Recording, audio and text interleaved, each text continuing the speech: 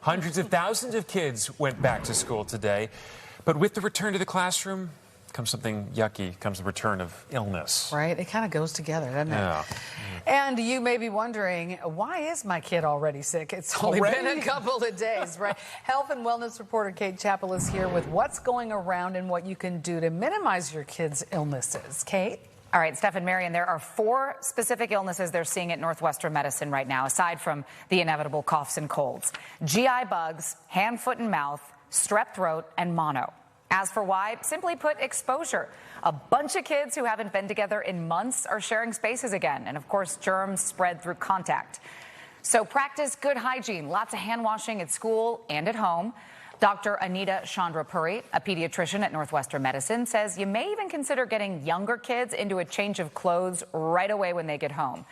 So here's what she had to say about when it's a good idea to call in sick.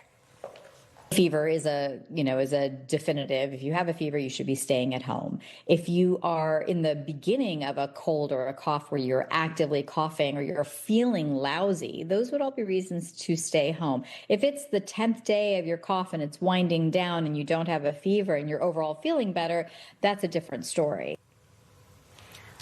And let's talk about flu shots. They're already available at clinics. And if you get one now, yes, it should last you through the season. You do not need a booster.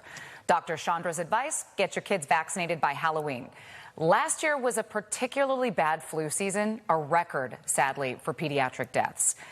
And if you're wondering about COVID, because yes, that is still in the conversation, there has been no announcement yet on when updated COVID vaccines will be out sometime this fall. But there's been some reports that people are seeing more COVID cases just in the last couple of weeks. I mean, talk about do you wait for the new vaccine to come out? Do you just try to get the old one? What's the thought process Yeah, there? so it is sort of depending on who you are. If you're a high-risk person, immunocompromised, the elderly, somebody with an underlying health condition, the doctor told me you should absolutely get one right now. If you are not high risk and maybe you can wait, of course, as the newer vaccines come out, they should be a little bit more fine-tuned to the strain that's out. So if you can wait, maybe you might want to.